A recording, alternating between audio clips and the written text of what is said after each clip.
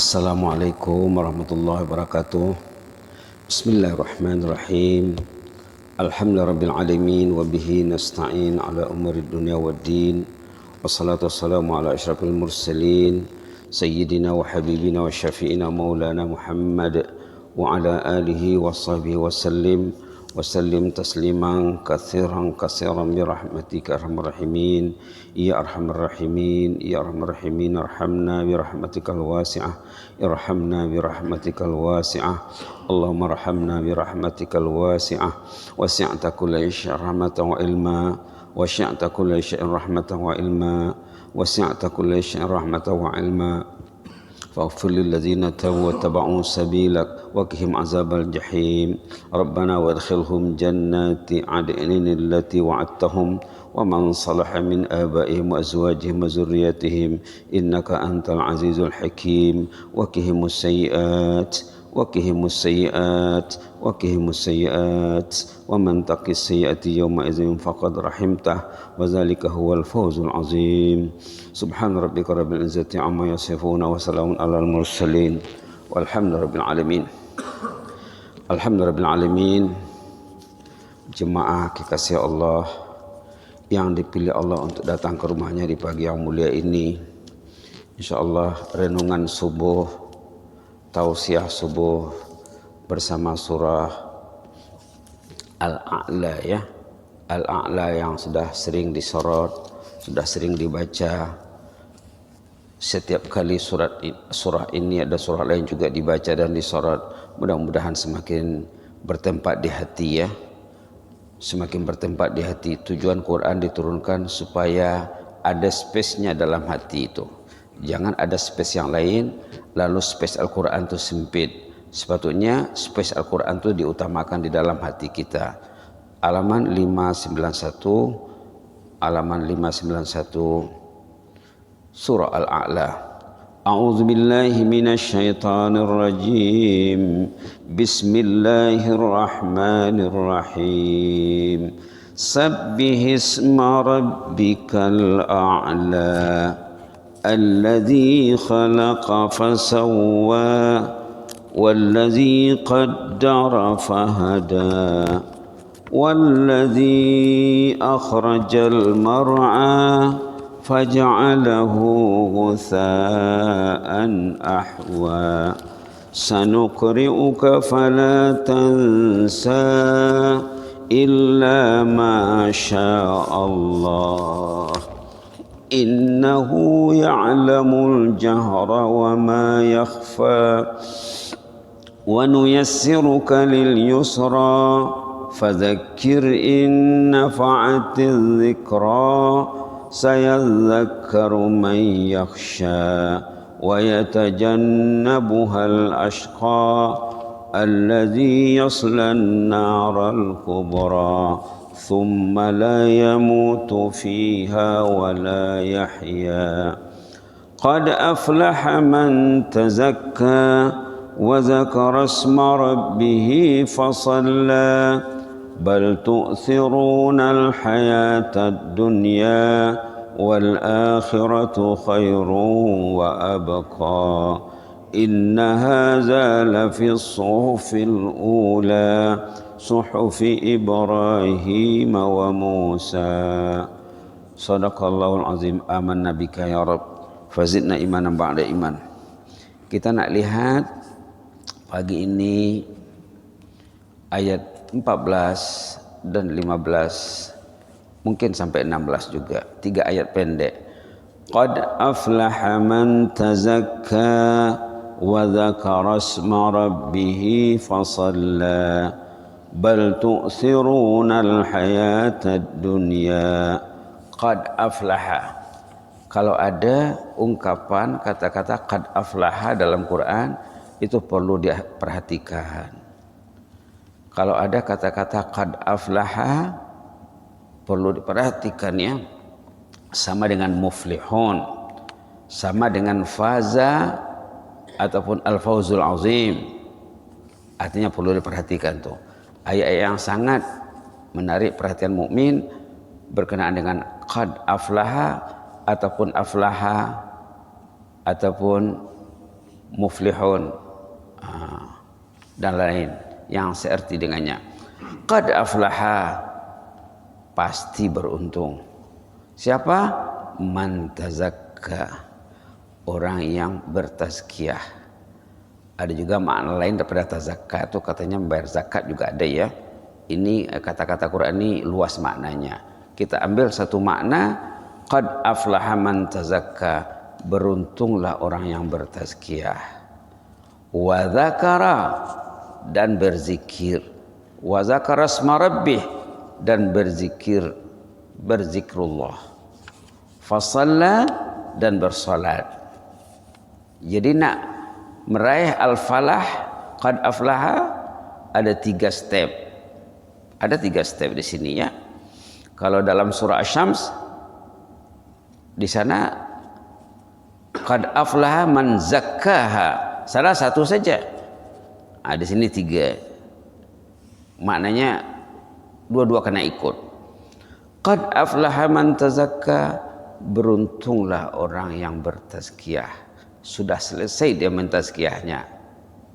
Tazakka itu sudah selesai, sudah tuntas, sudah selesai. Kalau zakka yuzakki itu mungkin dia masih berusaha lagi. Itu bezanya ya. Itu bezanya. Qad aflaha man tazakka, berbezalah orang yang telah tuntas, sudah selesai dia bertazkiyah. Kemudian baru berzikir, wa dzakara asma rabbih. Jadi bagi negara zikir, rakyat yang berzikir, step pertama tazakka dulu. Zakka yuzakki tazakka. Kalau berzikir tanpa tazkiyah, itu kata ulama, zikirnya tidak masuk dalam hati. Karena di antara makna tazakka itu membersihkan hati daripada kekotoran, membersihkan hati dari gangguan-gangguan lain, mengosongkan hati daripada gangguan syaitan iblis.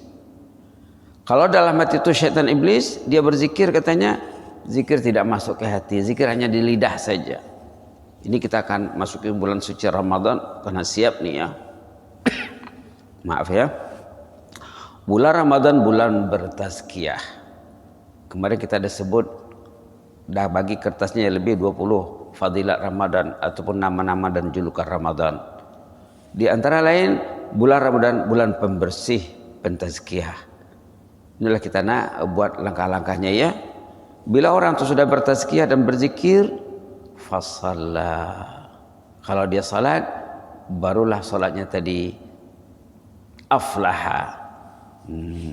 Sama juga dengan ayat dalam surah Al-Mu'minun, di sana disebutnya juga di sana tentang tazkiyah. Walladzina lizakati fa'ilun. Zakat dalam surah Al-Mu'minun juga merangkumi makna tazkiyah. Yang jelasnya 3 step ini perlu dibuat ya. Senang saja, tazakka, zakara, salla. Bertazkiyah, berzikir sebanyak-banyaknya, kemudian baru salat. Jadi maknanya apa? Sebelum salat itu perlu banyak zikir, perlu Al-Quran, perlu istighfar, perlu tasbih, perlu salawat, perlu zikir-zikir yang lain. Barulah salat. Artinya sebelum kita bersalat, kita membaiki koneksi dengan Allah dulu. Pastikan koneksinya sudah tersambung, signalnya baik, sempurna, barulah kita salat. Salat tanpa zikir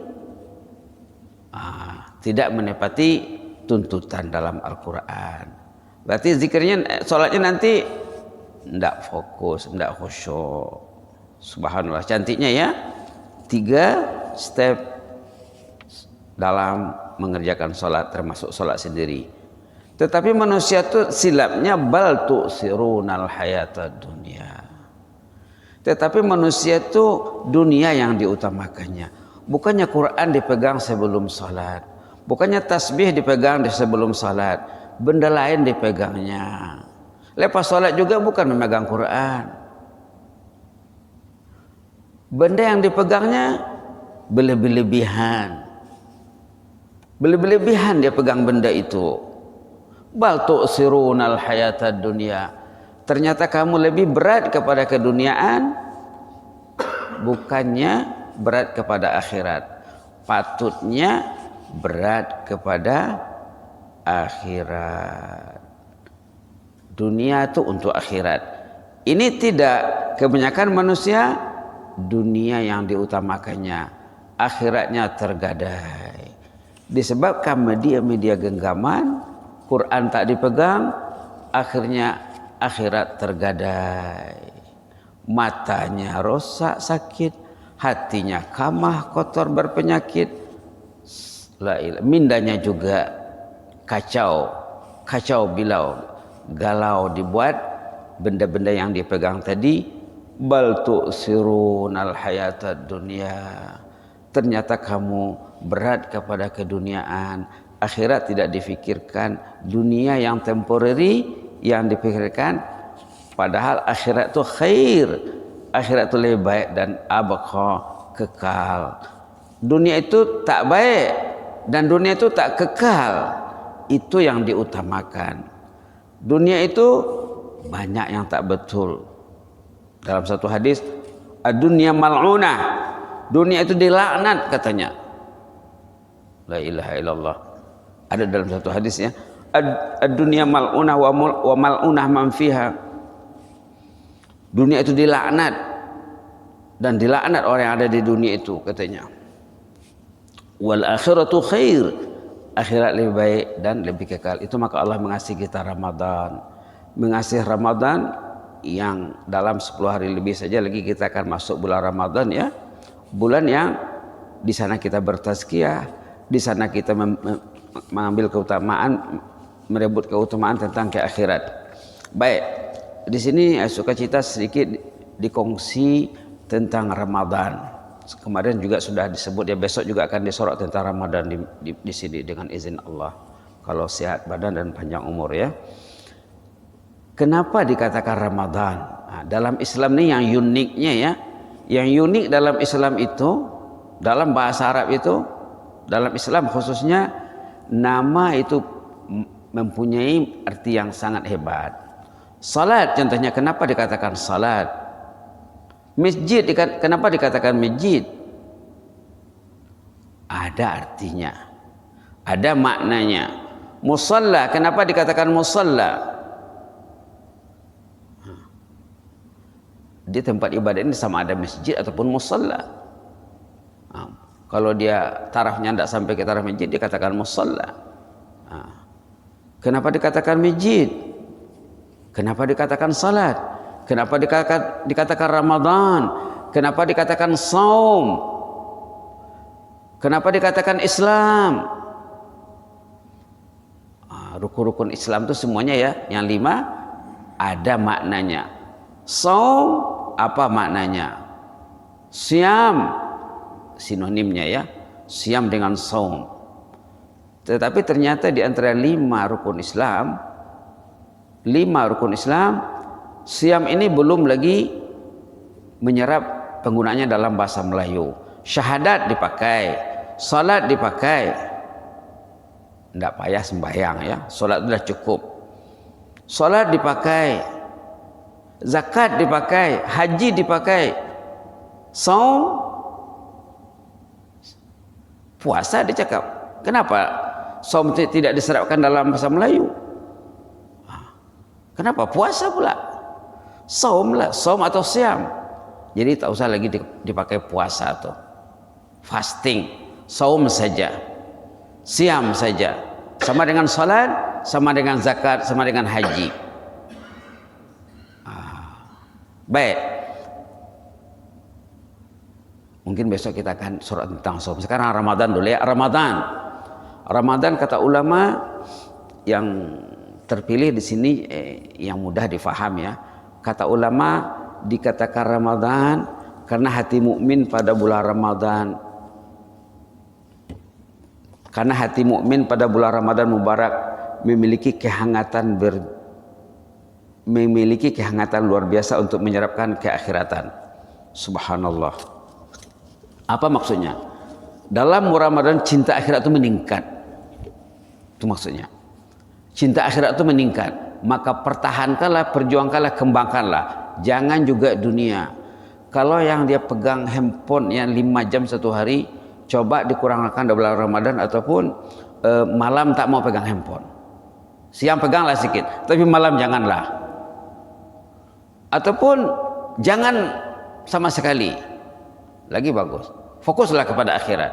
Kalau ingin Ramadan yang terbaik, Ramadan ini kata ulama dikatakan Ramadan karena pada bulan Ramadan semangat ke akhirat itu menaik.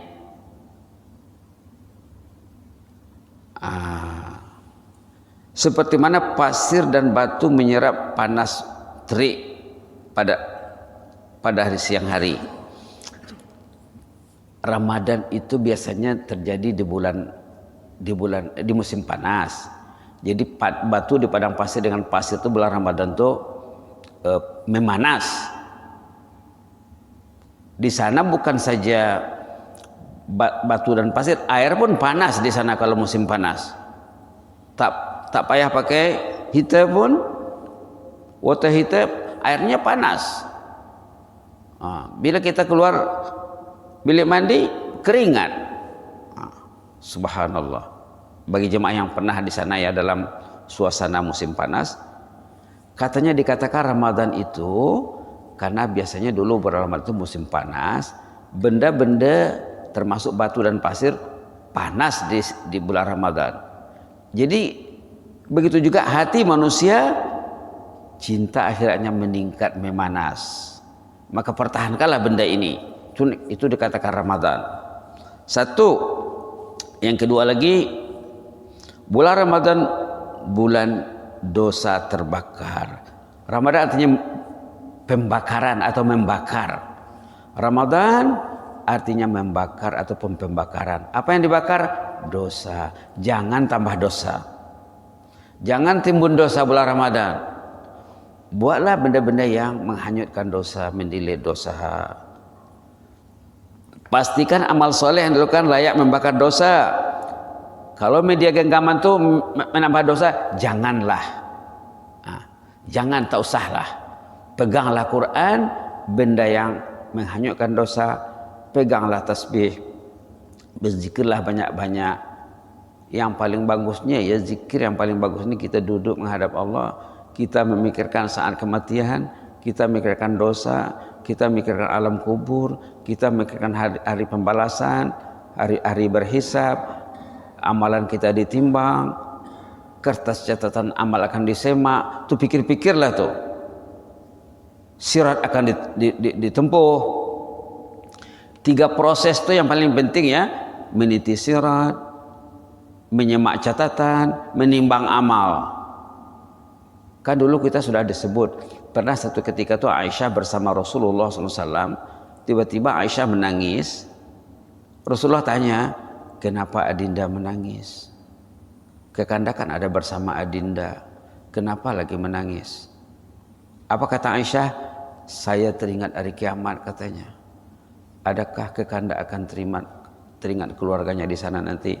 Adakah suami akan mengingat istrinya nanti? Subhanallah. Tadi pagi saya terdengar ayat dibaca ya. Saya terdengar ayat dibaca tadi pagi, memberi takut juga rasanya.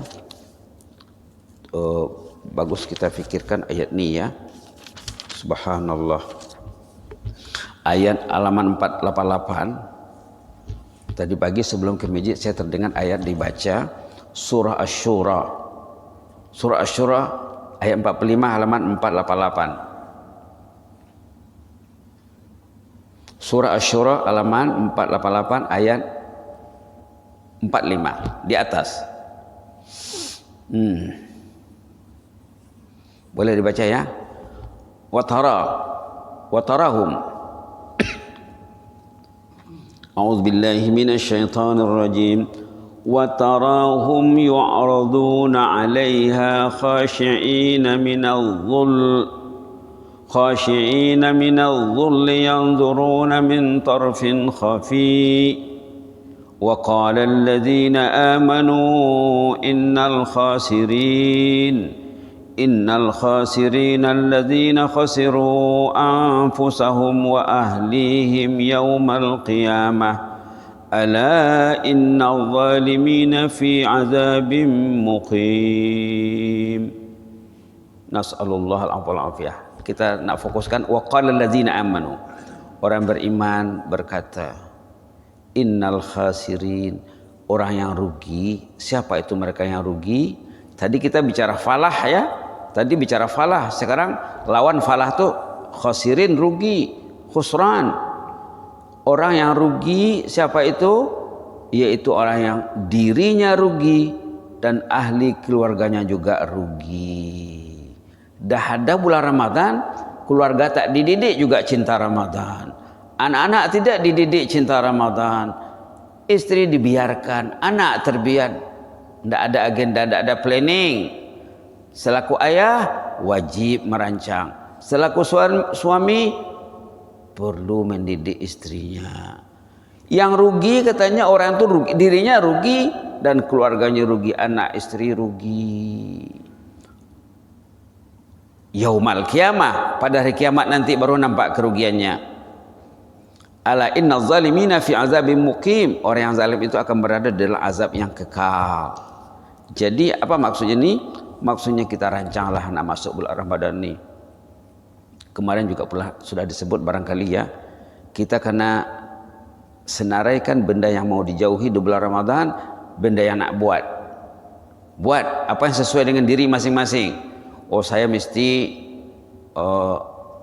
baca Quran contohnya berapa halaman, berapa juz, target saya berapa, istri berapa, anak cucu berapa, karena di plan dari sekarang. Itu tanggung jawab ketua keluarga, pemimpin keluarga.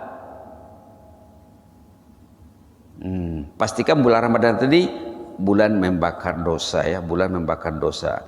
Mungkin besok kita akan sorot lebih jauh lagi insyaallah dalam kuliah subuh hari Ahad ya, biiznillah taala. Yang jelasnya dalam surah Al-A'la tadi ada 3 step yang perlu dibuat, ditingkatkan dalam bulan Ramadan. Bertazkiyah, karena bulan Ramadan bulan tazkiyah, bulan membersih, bulan bertaubat, bulan beristighfar, bulan keampunan dosa. Kemudian zikir, targetlah zikir yang paling senang, la ilaha illallah. Targetlah dalam bulan Ramadan ini, saya nak berzikir tahlil la ilallah 1000 siang 1000 malam. Coba target. Nanti kalau dia boleh istiqamah, habis Ramadan nanti, oh enak rupanya zikir itu, enak rupanya zikir itu. Karena target ya. Kita ada sebut, ada jemaah yang coba untuk 500, untuk 300 dia perlu masa 5 menit. Kalau 5 menit, kalau dia duduk 15 menit dah dekat 1000 barangkali ya. Cobalah duduk 5 menit sebelum solat ataupun 10 menit lepas solat lagi. Kiralah kalau tak boleh baca Quran, banyakkanlah la ilaha illallah. Kalau la ilaha tak boleh, itu orang tu la ilaha illallah. La ilallah tak boleh, la ilaha illallah. Subhanallah, subhanallah, subhanallah. Nanti kita akan sorot juga makna yang ringkas la ilaha illallah itu ya. Kalau makna literalnya tiada yang layak disembah selain Allah. Nanti kita akan coba terangkan juga supaya bila kita berzikir kita senang nak berinteraksi dengan zikir yang kita baca itu. Mudah-mudahan ada manfaatnya. Amin rabbal alamin. Aqulu qouli hadza wa astaghfirullah li wa lakum. Allahumma zidna wa la tanqusna wa akrimna wa la tuhinna wa atina wa la tahrimna wa athirna wa la tasir alaina wa adina warda'na ya karim. اللهم احفظنا واحفظ سلطاننا وإيانا والمسلمين اللهم احفظ سلطاننا وإيانا والمسلمين اللهم احفظ سلطاننا وإيانا والمسلمين اللهم احفظنا بما حفظت بعبادك الصالحين اللهم احفظنا بما حفظت بأوليائك المتقين بما حفظت به أوليائك المقربين فالله خير حافظا وهو أرحم الراحمين اللهم احفظنا من كل سوء ومن كل مكروه اللهم احفظنا من كل سوء ومن كل مكروه واكتب لنا كل الخير بيدك الخير إنك على كل شيء قدير نسألك من الخير كله عاجله وآجله ما علمنا منه وما لم نعلم wa na'udzubika minasyarri kulli ajilihi wa ajilihi ma 'alimna minhu wa ma lam na'lam. Subhana rabbika rabbil izzati amma yasifun wa salamun alal mursalin walhamdulillahi rabbil alamin. Amin amin taqabbalallahu minna minkum.